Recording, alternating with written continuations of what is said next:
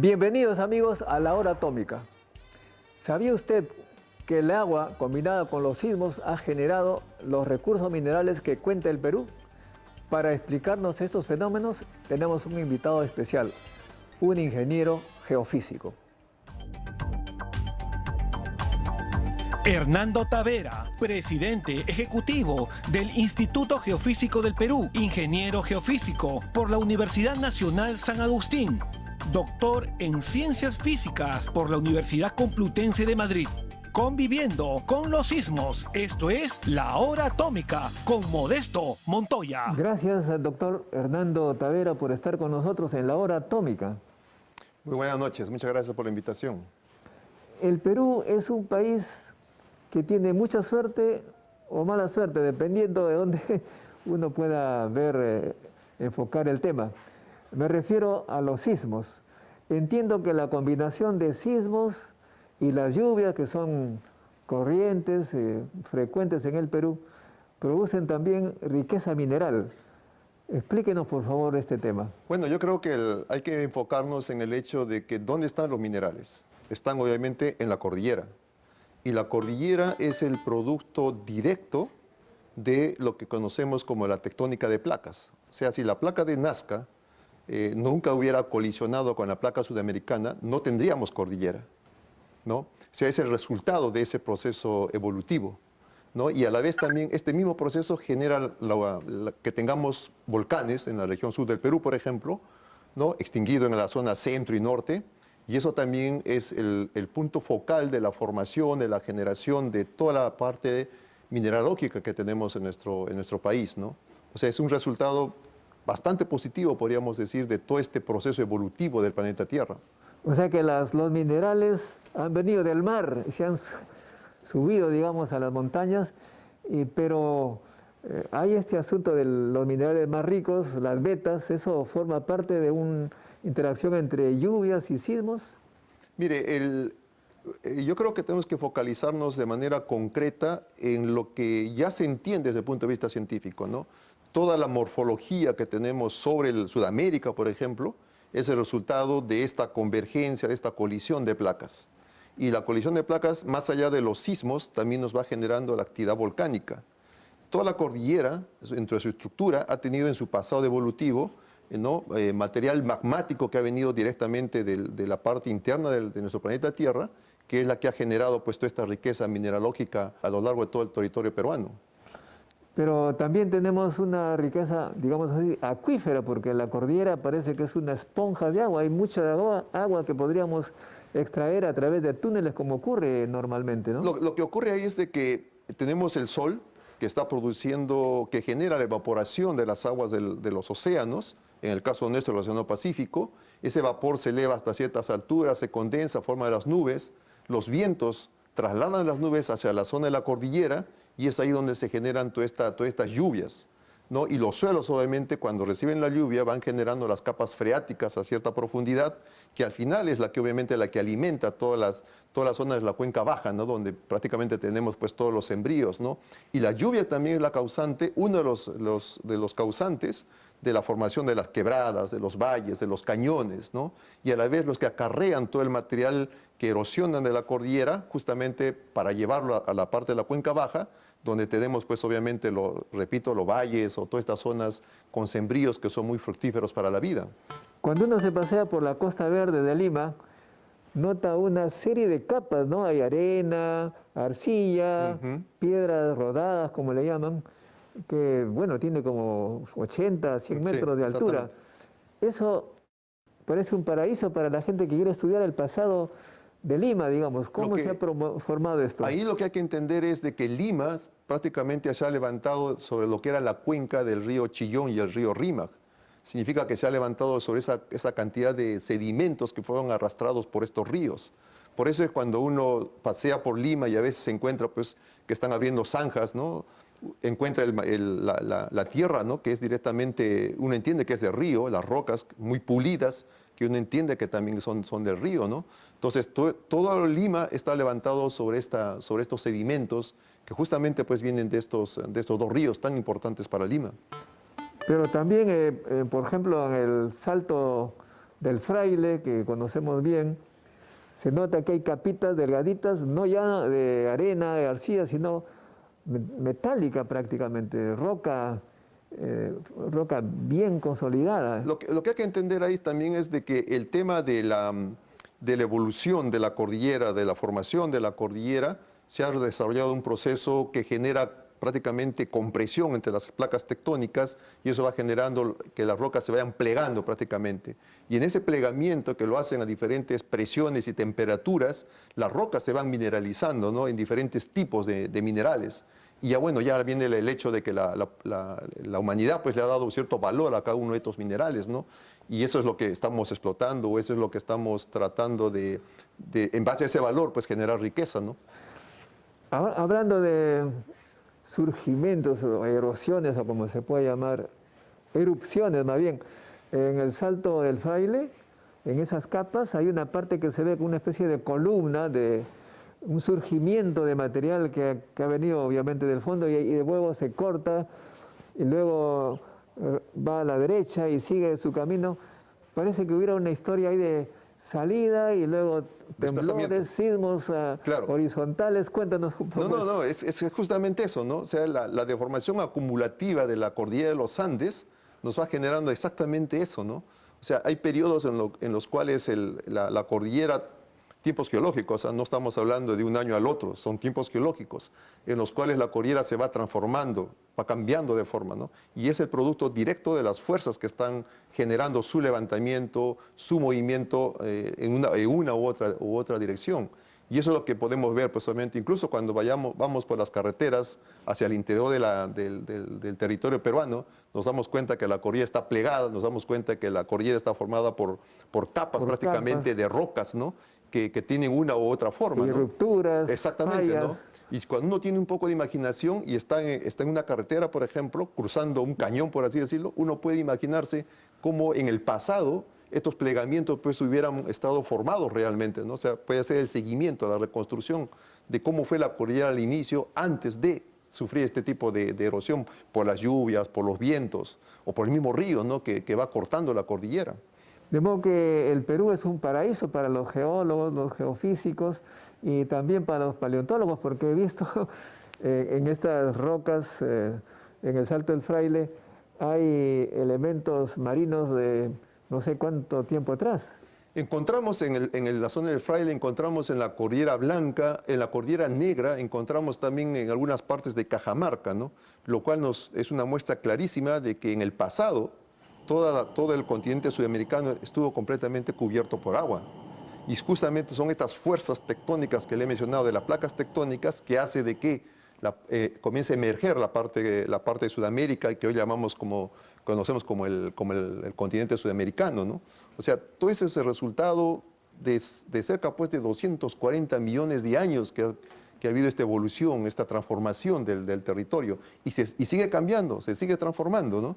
Esperamos que, bueno, hay muchas investigaciones que se han hecho que nos muestran cómo podría ser la cordillera o dónde podría estar ubicado Sudamérica de aquí a 2.500 millones de años, 4.000 millones de años. O sea, es interesante realmente poder ver o imaginar cómo podríamos estar en el futuro, ¿no? Y cuando usted se pasea por la carretera que menciona, o cerca nomás, hay también muestras que ha habido muchos sismos en el pasado, hay fallas creadas por sismos. Bueno, somos un país sísmicamente activo, ¿no? O sea, somos un país muy dinámico, ¿no? Y los sismos son parte de la historia del desarrollo o la transformación de la superficie en el caso de nuestro territorio, ¿no? Los sismos han cambiado mucho la historia, los sismos han generado muchos cambios morfológicos, ¿no? Porque cada sismo que ocurre, como usted ha mencionado, hay una transformación de la cordillera, hay un traslado de sedimentos que son desplazados, ¿no? En las zonas costeras el agua que está a cierta profundidad surge a manera de piletas y también transforma toda la zona costera, ¿no? Y si a eso lo acompañamos con el tsunami que siempre se genera después de un sismo, en el caso de los sismos que ocurren en el océano, pues obviamente también se va generando transformaciones, levantamiento de la zona costera, hundimientos en la zona costera, ¿no?, que es lo que hemos visto con los últimos grandes sismos. Y esto significa que los peruanos, con tanta historia sísmica, ha comenzado a convivir de una manera natural con los sismos y han adaptado sus construcciones de acuerdo a ello. Se ve que Machu Picchu, por ejemplo, hasta ahora persiste porque es una construcción antisísmica y se dice que Chan Chan también, la forma de hacer las grandes paredes, medio así triangular, han sido hechos por la experiencia sísmica del pasado de nuestros... Hay una cosa que siempre me ha llamado la atención, ¿no? Tratar de entender por qué es que la cultura inca, por ejemplo, se desarrolla en la parte de la sierra, por qué no lo hizo en la zona costera. Me pregunto por qué ellos tenían que venir a la zona costera a llevar los peces hacia la sierra, ¿no? Cuando podían establecerse en la zona costera. Entonces, probablemente pues ellos vivieron esa experiencia de los terremotos grandes o los sismos grandes y comenzaron a se dieron cuenta que solamente estando en zonas rígidas, roca, podían persistir en el tiempo, ¿no? Las culturas que se han desarrollado en la zona costera han desaparecido bastante rápido a través de nuestra historia, ¿no? Y es difícil, por ejemplo, poder intentar ubicarlos, identificarlos, ¿no? Espacialmente, geográficamente, lo que no ocurre con la cultura inca, ¿no? Que ha quedado pues ahí escrita sobre la zona rocosa, ¿no? Has tocado un tema que me toca a mí personalmente, en la historia de mi familia. Nací en Salpo, que es un pueblo pues a 4.000 metros más o menos, en la zona de La Libertad, y de ese punto, increíblemente, se ve al sur toda la Cordillera Blanca, hace 160 kilómetros. Y al mismo tiempo se ve Trujillo, el mar, a 70 kilómetros. Y mi abuelo decía, a su manera, antes nuestros antiguos vivían abajo, y vino Huaycos, la montaña se vino abajo, y los que sobrevivieron dijeron, tenemos que irnos en el punto donde no tengamos ese peligro. Miraron hacia arriba, nos vamos allá. Y según él, llegaron allí justamente corridos por este peligro que había en la costa. Bueno, son ¿cómo se llama? Experiencias que uno vive y toma decisiones para hacer una mejor gestión, ¿no? Lo que no ocurre hoy en día, ¿no? Siempre estamos contando las mismas historias cuando ocurre un evento sísmico, ¿no? Bueno, amigos, es la hora atómica y después de la pausa regresamos con las investigaciones que hace el Instituto Geofísico del Perú sobre precisamente los sismos para prevenirnos y no tener desastres. Regresamos.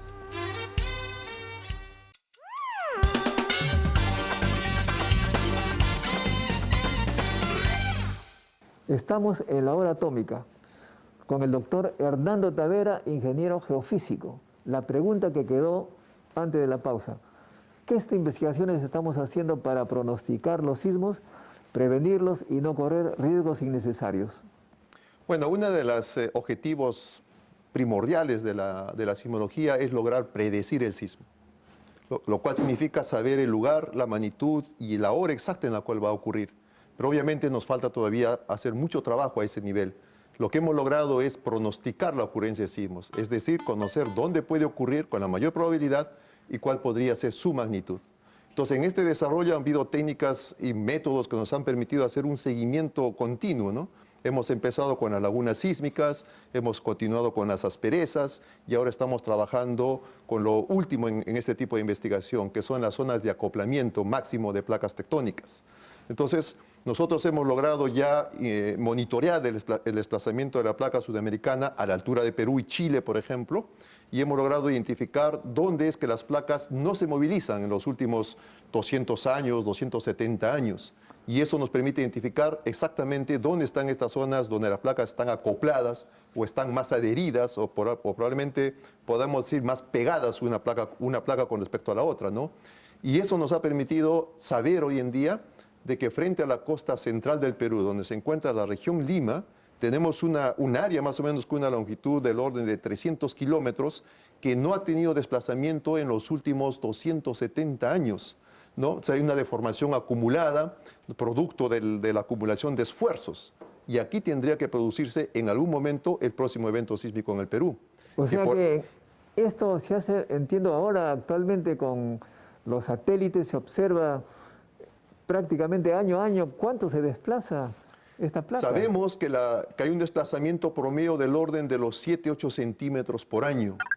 Y esto se utiliza técnicas satelitales, pero también se utiliza la técnica de instalar GPS a lo largo de la zona costera, GPS muy sensibles que nos dan errores de milímetros, ¿no? Y eso realmente, pues, como menciono, nos ha permitido saber que el próximo sismo puede ocurrir frente a Lima, el próximo sismo puede ocurrir frente a la costa de Nazca y Chala por la parte de Arequipa, y puede ocurrir el próximo sismo frente a la costa de Moquegua y Tacna. De estas tres áreas importantes, la de mayor tamaño es la que está frente a Lima, que probablemente dé origen a un sismo que supere la magnitud de 8.8, ¿no? Y eso estamos hablando ya de niveles de sacudimiento del suelo muy importantes, que probablemente estén muy cerca de la aceleración de la gravedad. Estamos hablando de por lo menos 900 centímetros por segundo al cuadrado, ¿no? Que ya son valores muy altos. Ahora, esto significa que debemos nosotros saber por lo menos unos 10 segundos o 15 segundos antes de un sismo para poder tomar las precauciones. Dicen que en Japón ya se está haciendo algo de esto, ¿no? No, yo creo que el país que mejor ha sabido aprovechar el desarrollo del conocimiento de los sismos, el desarrollo tecnológico y las comunicaciones ha sido México. Ellos han sido los primeros que han propuesto un sistema de alerta temprana de sismos, ¿no? Que se llama SASMEC, ¿no? Y justamente este mes que viene están ellos más o menos recordando los más de 25 años que tienen este sistema en prueba, en evaluación, ¿no? Y nosotros en el Perú hemos comenzado a recoger esas experiencias y desde el año pasado estamos sacando adelante un proyecto que va a cumplir el mismo rol. Pero en el caso nuestro se llama SASPE, Sistema de Alerta Sísmica Peruano, ¿no? Y como usted ha mencionado, pues esperamos lograr dar alertas con más de 5, 10 segundos, 15 segundos, ¿no? Antes que las ondas sísmicas sacudan los suelos de las áreas urbanas o sacudan los suelos de diferentes ciudades, ¿no? A lo largo de la zona costera, ¿no? Esperamos lograr ese objetivo. ¿Qué tecnologías están usando los mexicanos? Bueno, yo creo que la concepción del sistema es muy sencillo, básicamente. Colocamos sensores a lo largo de la zona costera, ¿no? Y el primer sensor que detecta el sismo, que registra el sismo, va a evaluar si el sismo es de gran magnitud o pequeña magnitud. Si es de gran magnitud, inmediatamente envía la alerta. Pero lo que se aprovecha aquí es que las ondas sísmicas se propagan a velocidades de 8 kilómetros por segundo, ¿no? Mientras que las ondas de radio lo hacen pues a velocidades prácticamente... Casi instantáneo. Exactamente, ¿no? Entonces, esa diferencia de velocidades es la que se aprovechan para poder dar estas alertas.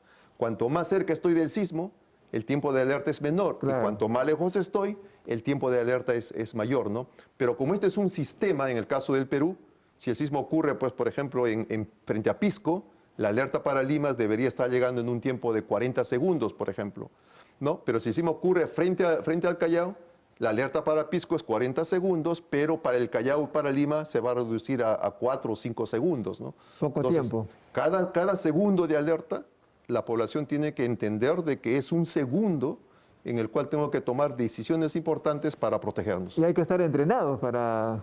Exactamente, exactamente. Una de las experiencias de tus colegas mexicanos es de que a pesar que llevan más de 25 años con el sistema, lo más difícil para ellos ha sido... La cultura. Exactamente. Lograr que la población responda de manera adecuada, al menos el 100% de la población, ¿no?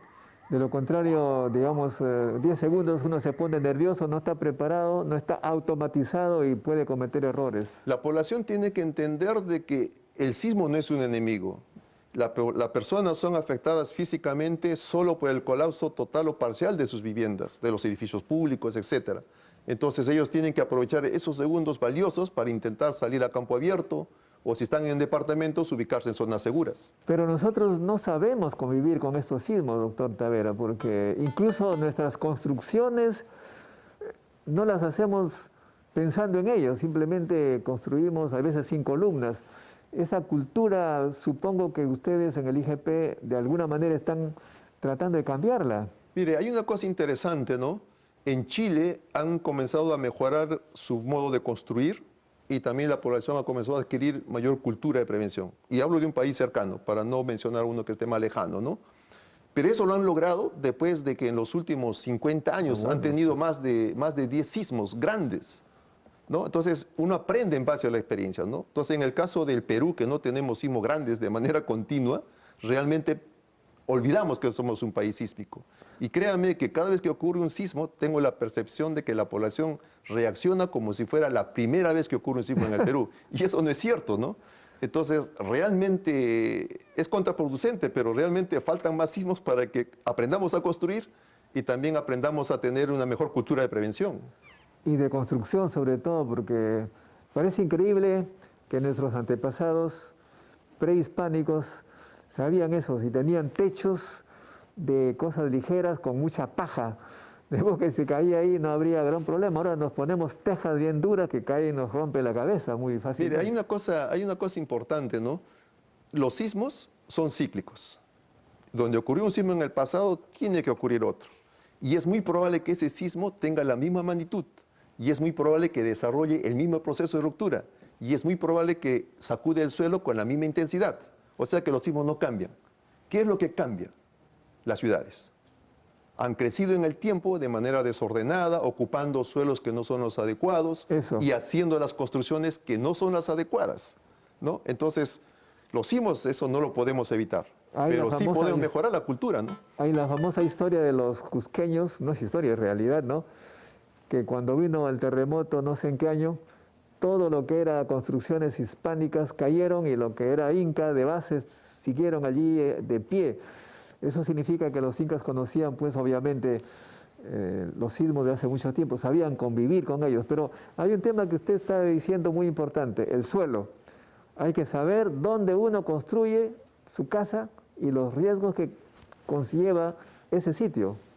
Mire, las veces que he tenido una pregunta o una apreciación similar a lo que menciona, siempre mi respuesta ha sido, el sismo es algo natural, que no lo podemos evitar. Pero en nuestras manos está buscar la manera de no ser afectado por esos sismos. Y lo primero que tenemos que hacer es revisar cómo ha sido construida nuestra vivienda, qué material se ha utilizado y sobre qué suelo se ha construido. El sacudimiento del suelo es lo que causa el daño en las estructuras y el colapso de las estructuras es el que daña a la población, a las personas en todo caso, ¿no? Entonces, uno tiene que entender eso para realmente ver dónde está el problema. La población sigue pensando que el problema son los sismos. Y como hemos mencionado hace un momento, los sismos formaron la cordillera, los sismos nos dan todos estos minerales, los sismos generan una serie de procesos que al final hacen que realmente pues vivamos en un paraíso. Solo que nosotros nos ponemos en el camino donde la tierra desarrolla sus procesos. Y ahí viene el problema. Y lo hacemos de manera irresponsable, ¿no? Falta vivir en armonía con la naturaleza. Bueno amigos, ustedes han escuchado claramente al doctor Hernando Tavera que nos cuenta cómo los sismos más la lluvia han generado riqueza mineral en el Perú y que cómo nuestros antepasados han sabido adaptarse, convivir con los sismos, hacer lo adecuado para no sufrir daños y las investigaciones que está realizando el Instituto Geofísico del Perú con la experiencia pues, de países extranjeros. Pero finalmente, este paraíso que estamos hablando de Perú, paraíso sísmico, también ha generado, supongo, interés en la juventud por la geofísica, la geología. Bueno, en este momento la ocurrencia continua de sismos, yo creo que ha permitido que la juventud dé un giro en sus ambiciones, ¿no? de tener una profesión. De pronto los sismos, al ser tan enigmáticos, a pesar que tenemos muchos sismos, cada vez que ocurre uno aprendemos más, ¿no? Creo que hay un apego muy fuerte de la parte de las nuevas generaciones por tratar de entender y explicar los sismos, ¿no? Muchas veces recibo correos donde estudiantes me explican sus propuestas de tesis, por ejemplo, ¿no? Que siempre van encadenados o orientados al hecho de querer predecir el sismo, ¿no? Pero como decía Charles Richter, ¿no? Realmente la humanidad es muy osada por tratar de entender algo que difícilmente la naturaleza nos deja entender del todo, ¿no? Pero bueno, creo que en el futuro esperamos pues, tener más profesionales apegados a esta ciencia tan enigmática, pienso yo, porque no podemos ver directamente cómo se desarrolla el sismo, solamente vivimos los efectos que producen los sismos. Muchas gracias, doctor Hernando Tavera, por haber estado con nosotros en la hora atómica. No, muchas gracias a usted por la invitación, ¿no? Y espero que realmente logremos entender que los sismos son parte del proceso evolutivo del planeta Tierra y que nosotros tenemos que aprender a convivir con ellos. Es la mejor lección que podamos aprender. Muy bien amigos, esta ha sido la hora atómica hablando sobre sismos y la próxima semana estaremos con otro tema importante en la hora atómica. Chao.